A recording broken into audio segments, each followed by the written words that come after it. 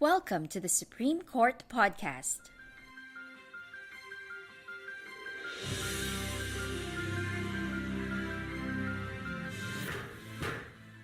All opinions expressed in this podcast do not reflect the views of the Supreme Court. For clarity, the text of the decision prevails.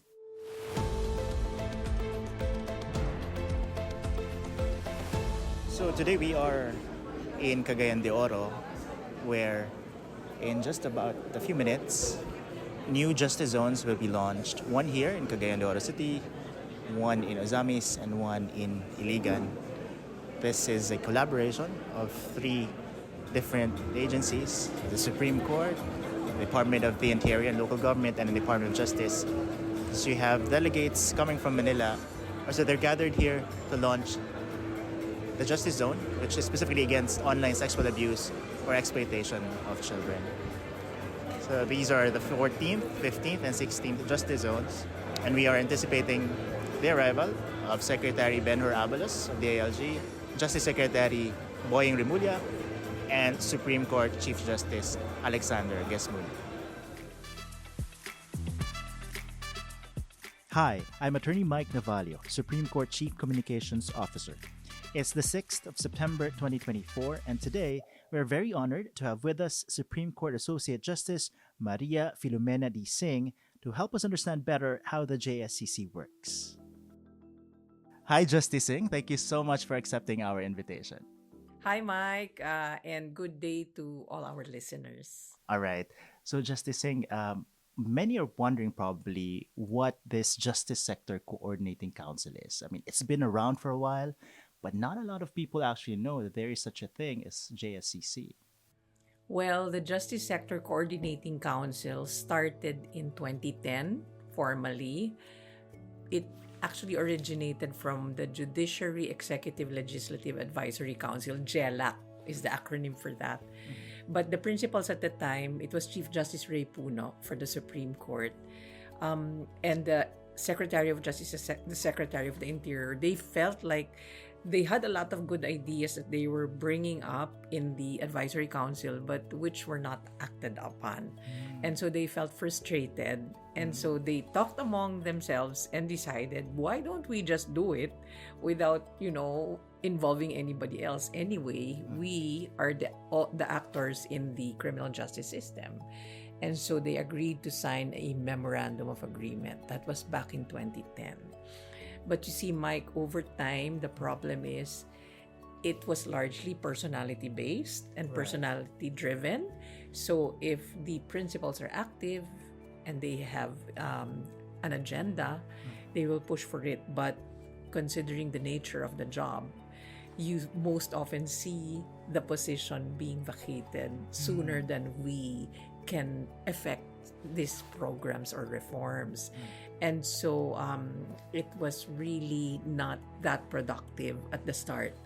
So come 2014, there was a move to revitalize the council. There was a big event where we even hired externals to do a reflection with us. Where are we? What can we do? What do we need? What are the gaps? But in the end, I was not happy because for me, what they were telling us were, the run-of-the-mill things, generalizations, motherhood statements. And I felt like that's not the kind of organization and structure that we want. And I just started thinking on my own, and I thought that what we really needed was a showcase program that will survive all changes in the position of the principal. So it won't anymore be personality based. It will be based on the program. It will ensure continuity despite the changes in the people or the actors. And that's when we thought of the Justice Zone. So the name first, I felt that there was no better name for this because it involves the criminal justice sector and the delivery of justice services, so the Justice Zone. But why a zone? Because I thought that, the locality should be identified as a place like a safe haven. That was the idea to begin with. Anybody who seeks refuge or a relief from a justice zone is able to get it and secure it in the fastest way, in the most inexpensive way possible. Justice, let's try to unpack what the justice zone means. So when you say justice zone, I understand Quezon City was the first justice zone. What does it actually mean in practice? Because we see all these different institutions. You have the Department of Justice prosecuting the cases, you have law enforcement under the DILG, and you have the Supreme Court and the courts handling the trial. So when you talk about a justice zone, what does it look like and how does it work? The essence is there is sector action, okay? Because traditionally, we just focus on our respective responsibilities. So, the five pillars of the criminal justice system, they do their work in silos and they focus on their own responsibilities without communicating or collaborating or coordinating with the other actors. So that's what I call fragmented delivery of services. So we may be targeting the delivery of just one service, but we do not talk to each other. So we duplicate things, sometimes overlapping functions. But the worst part of that is that over the years, over the decades, it's been a blame game. So we know contradiction. Yes, contradictions, and there's blame passing because if there's a delay, you go to the prosecutor will tell you, oh, it's not our fault, it's the fault of the courts. Go to the court and ask them why there's a delay. They go to the court and the courts will tell them, it's not our fault. Go to the police. The police are not bringing in the evidence. The police are not attending the hearings, and so forth. And so the people have become so fed up with all the actors in the criminal justice system. So would you say that this contributes to the delay in the delivery of justice? Certainly, because the system is so inefficient. We have one target, and that is to deliver justice services. But the delivery of the justice services that the people need requires the action of different actors from different offices and agencies. So if it were just one office, then you can easily say this office is inefficient. But it's the entire sector because they are not talking to each other. They are not coordinating. And so getting rid of that with the justice zone, that is what you get. From the first step, you know that this will not be duplicated anymore. There will be no wasted effort. There will be no wasted time. Everything has been streamlined, and this is all because the actors are talking to each other. Justice, I want our listeners to be able to concretize this and think of a very concrete example of cooperation. Can you cite an example for us how a justice zone works based, for example, and say you're trying to catch someone who's a fugitive. So in that case, how is the justice zone supposed to work? Okay. So let's say at the intake, there was an investigation, and the results of the investigation is that this person is the suspect in the commission of this heinous offense. Okay. So they will go to the court and file an application for the necessary relief. But the police cannot just immediately go to the court and ask for a warrant of arrest for that person. The police have to coordinate with the prosecutors because the prosecutors alone can file a criminal information or a charge before our courts, which will result in the issuance of a warrant of arrest. So now, every instance that there is a criminal offense and there is an investigation, the prosecutors and the law enforcers already build up the case, meaning the evidence, they gather the evidence together. So at the very outset, there is already coordination there. So many of our criminal cases get thrown out, they get dismissed because the police will gather evidence and submit it to the prosecutor. The prosecutor, before the change in the rules, did not have any say about the evidence collection. And so the prosecutor has to make do with what the police brought to them. And so the prosecutor files it because the threshold of was only probable cause, which was very low. And then it gets to the court, and the court has to assess the evidence on the basis of the highest standard, which is proof beyond reasonable doubt. And so, more often than not, the case just ends up being dismissed. So, you see, because there was no one guiding the police at the start, most of our police are not schooled in the law. Okay, they are not aware of the rules on evidence. They are not aware of the threshold of evidence that they have to meet. So now with the new system that we have because of the JSCC and the change in the rules of the DOJ, with the evidence built up by the prosecutor and the police and the higher threshold, which is reasonable certainty of conviction, prima facie, we have, I think, achieved a level of maturity in our criminal justice system, because now we only file cases which we know will have a good chance of resulting in a conviction. And a recent development, Justice, is the fact that Rule 112 on preliminary investigation, which was previously part of the rules of court issued by the Supreme Court, now there's a change to that. And the DOJ has its own rules. Can you tell us briefly about it? And is this really part of the achievements of the JSCC? Definitely. Can you imagine the Supreme Court surrendering anything to the executive department? As you know, the Supreme Court tightly guards its authority and jurisdiction under the Constitution. But you see, even in our jurisprudence, we have long settled the fact that preliminary investigation is a purely executive function. Right. So that's pretty settled already. There's no question about it. And in fact, when the findings of the prosecutors in preliminary investigation are elevated to us, the time-bound rule is that we respect the discretion exercised by the executive department. And so this is very timely, and this, I think, is one of the best examples of the coordination and the communication that we have in the JSCC. It's only because the principals are talking to each other that, the Supreme Court was convinced to finally say, yes, Rule 112 has no place in the rules of court, because that doesn't concern any action by the courts. It's solely actions by the prosecutors. And so that is the reason why we have that now. It's interesting that you mentioned this, Justice, because, when you're on the outside, you're not part of the Supreme Court, of the DOJ or DILG for that matter, you don't often know what's going on. And so when this rule came out and they're saying, okay, there's this new threshold, a higher threshold for filing cases, and then we're doing away with Rule 112. So people were thinking, what's behind this? I mean, they're thinking there might be something sinister behind this, without us knowing that this is actually part of the collaboration under the JSCC. So that's interesting to know that there is such a thing as a JSCC going on behind the scenes without necessarily announcing it to everyone. But aside from that, Justice, are there any other collaborations you're looking at right now? Yes. Actually, I want to mention this in particular. A lot of people are unable to post bail even when they're entitled to post bail.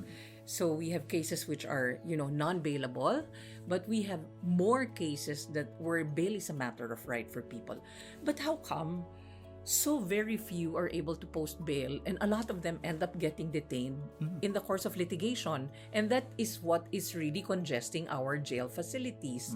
In the study that we made, 70% of those who are incarcerated presently in all our penal facilities are undergoing preventive detention, meaning they have not yet been convicted. So only 29-point-something% have gone through trial and have been convicted. Okay? So can you imagine if those who are bailable are able to post bail, then we wouldn't have the congestion that is our problem now. So we thought, why are people not able to post bail when they're entitled to bail? Well, of course, the number one problem is money, finances.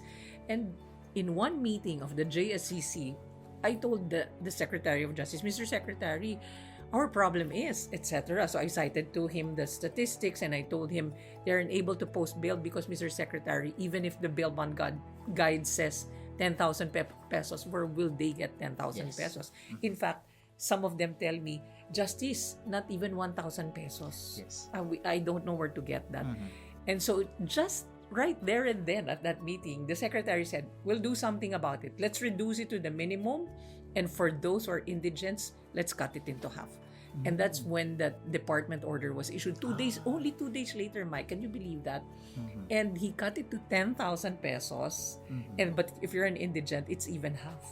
Okay. So that's the reason why that DO department order Yes, came out. came out. Okay. Of course, we Yes. don't know about this Yes. until you talk about this. Yes. Now, it's interesting, but also there are concerns, Justice, because of course the judiciary should be independent from the executive, and of course the executive covers both the prosecution and the law enforcement. What about concerns from, if you're a defendant, for example, or if you're an accused? There might be an impression that all of these agencies are working against me. So how can I expect a fair trial in court if they're working together to catch me? So how do you address those concerns? Okay.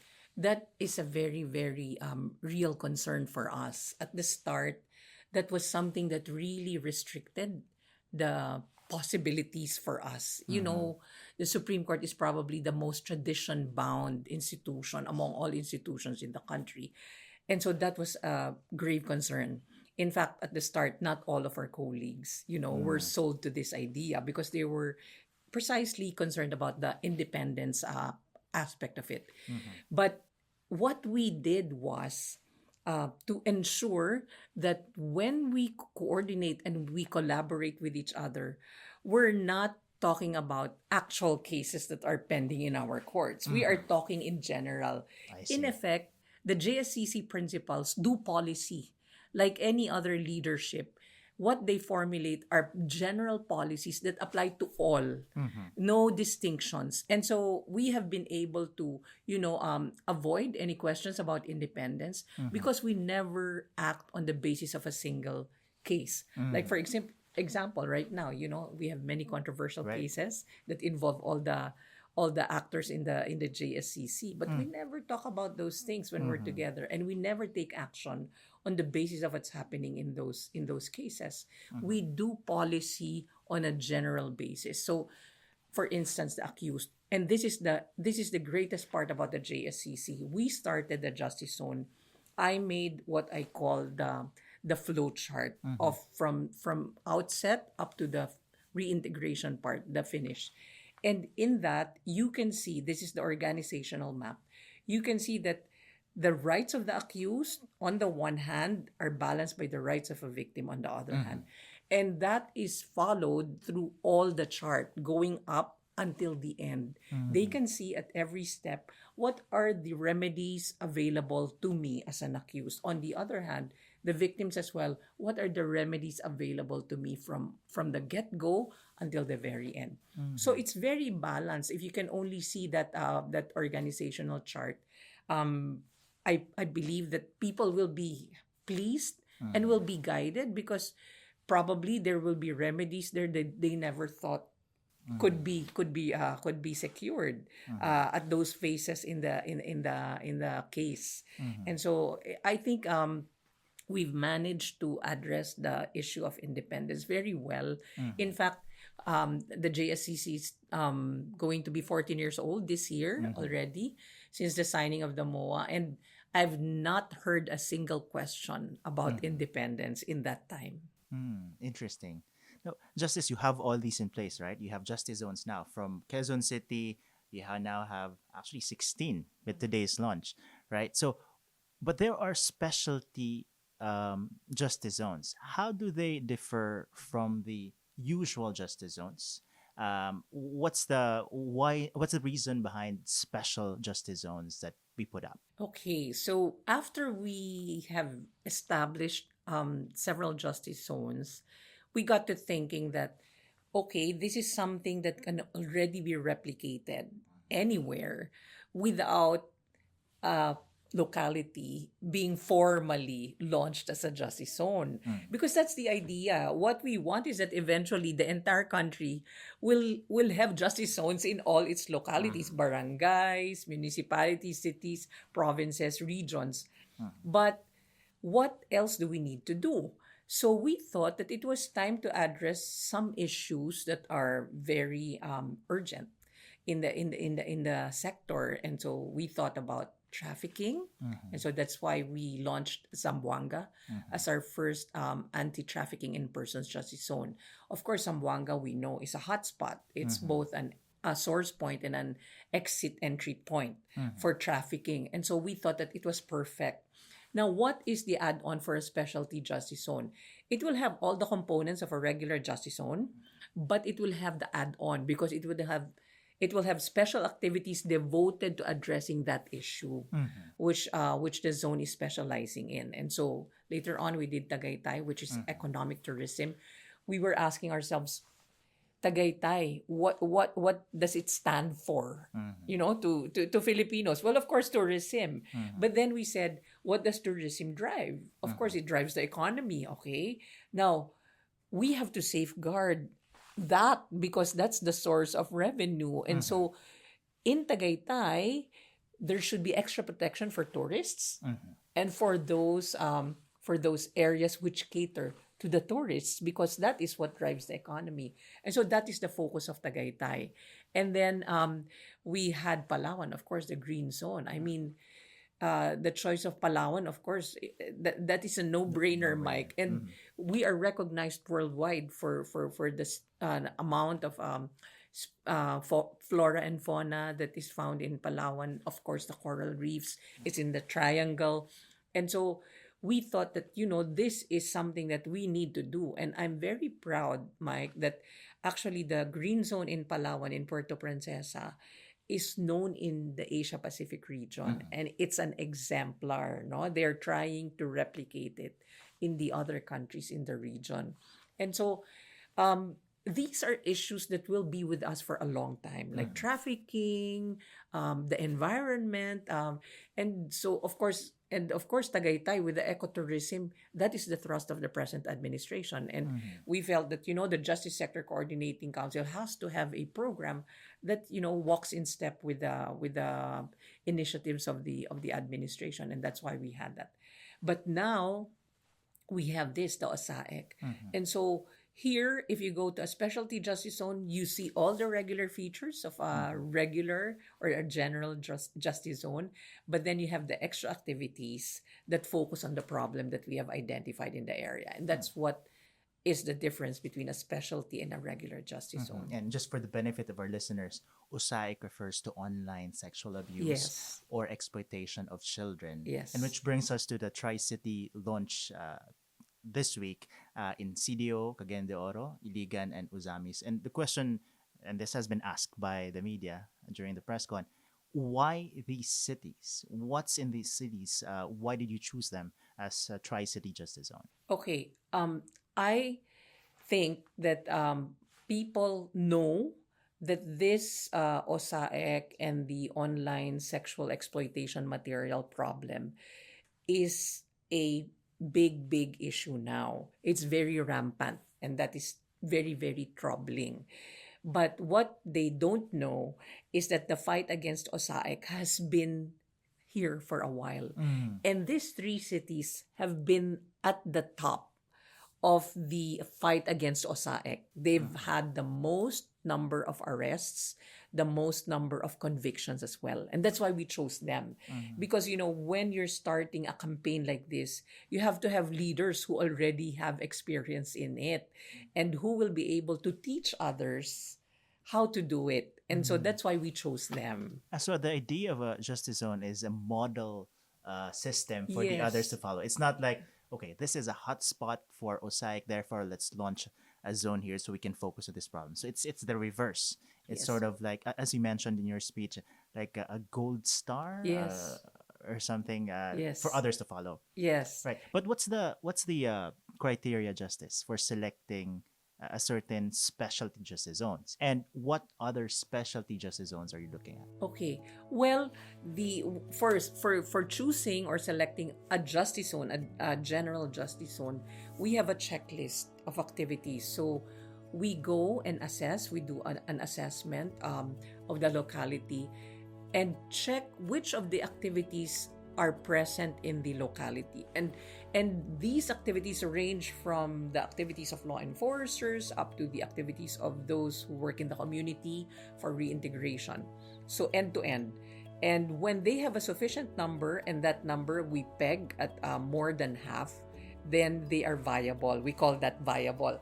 And then we go to the place, we do an assessment, an orientation, a planning, and then we are able to list down activities that they can concretely operationalize in their area.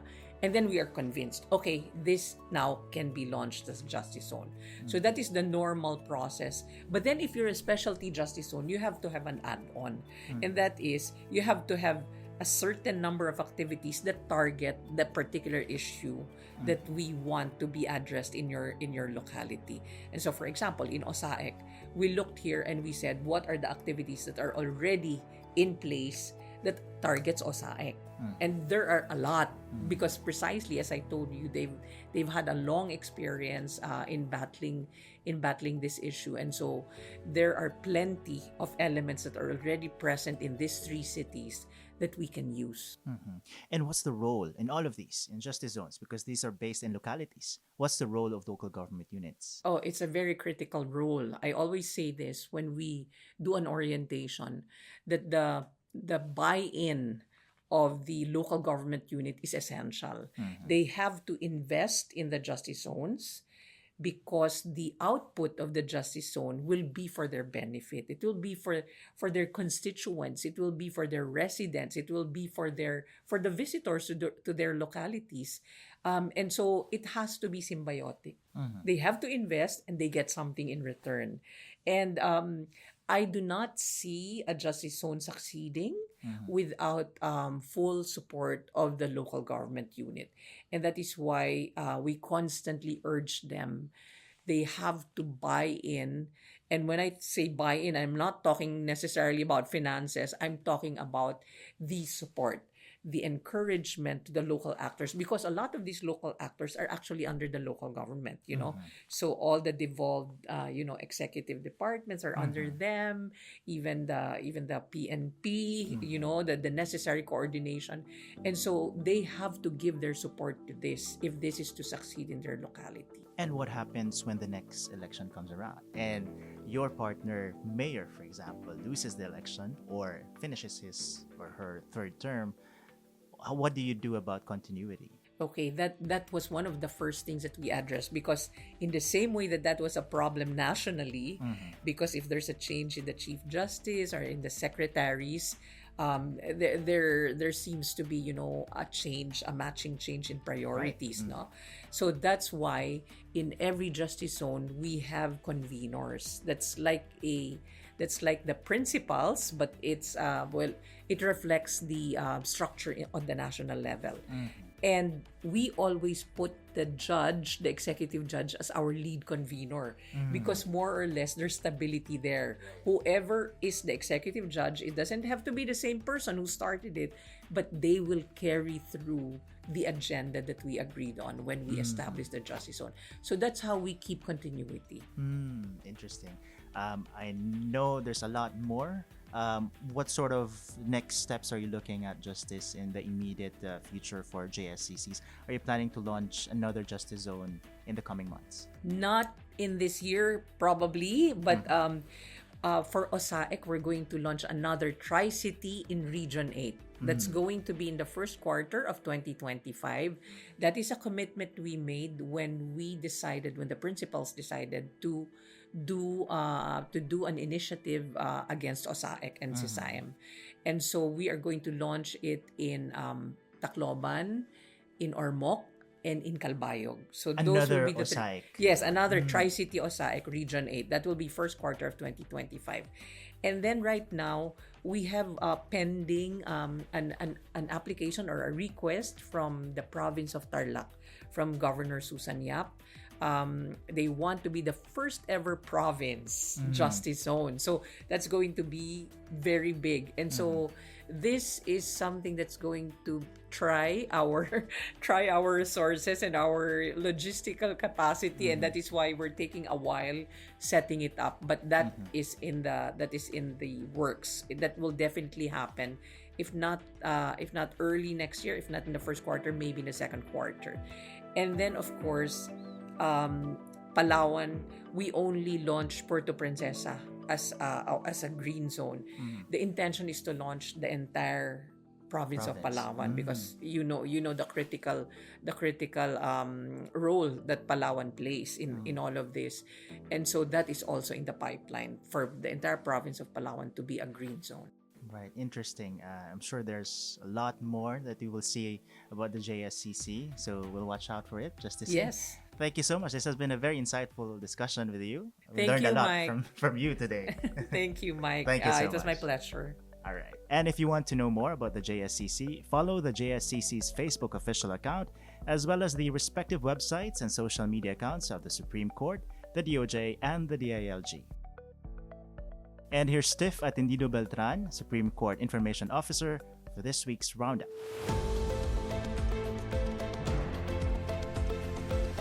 This week at the Supreme Court. The Supreme Court has ruled that in determining whether marital infidelity caused psychological violence under the Anti-Violence Against Women and Their Children Act, criminal intent is presumed in the act of marital infidelity. The court affirmed the conviction of a husband for causing mental and emotional distress to his wife under Section 5, Paragraph I of the Anti-Vowsy Act after she found out that he had an extramarital affair and a child with another woman.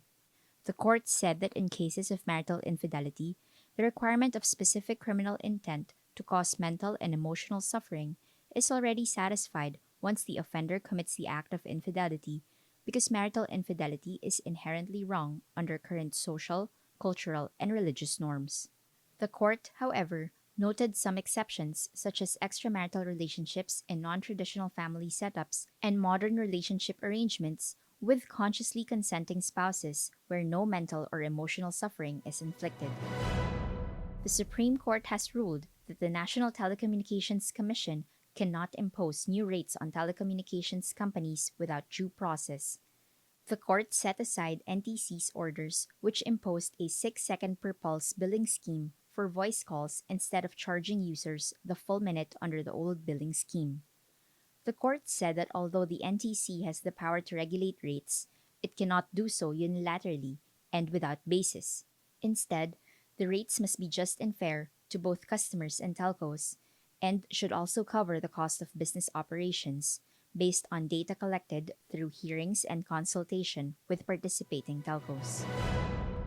The Office of the Chairperson of the 2024 bar examinations issued final reminders for the 2024 bar examinees for the conduct of the first day of the bar exams this Sunday, September 8. Examinees are advised to thoroughly familiarize themselves with the bar bulletins and advisories as they provide guidance on the procedures and requirements for the 2024 bar exams. And that's your Supreme Court this week. I am Tiffany Beltran, Supreme Court Information Officer. And that's our podcast this week. Join us again next time for a detailed discussion of select cases decided by the Supreme Court and certain issues and initiatives by the Supreme Court. I'm Attorney Mike Navalio, your Supreme Court Chief Communications Officer. You can catch this podcast on the Supreme Court Public Information Office's accounts on X, Facebook, Instagram, Threads, and YouTube. You can catch this podcast on the Supreme Court Public Information Office's accounts on X, Facebook, Instagram, Threads, and YouTube. You can also catch previous editions on our website. This podcast episode was produced by the Supreme Court Public Information Office, with Attorney Jen Tuazon Eranya as writer, Don Ryan Balza, Victor Laranio, and Brian Austria as sound editors, and Tyke Flores as web editor.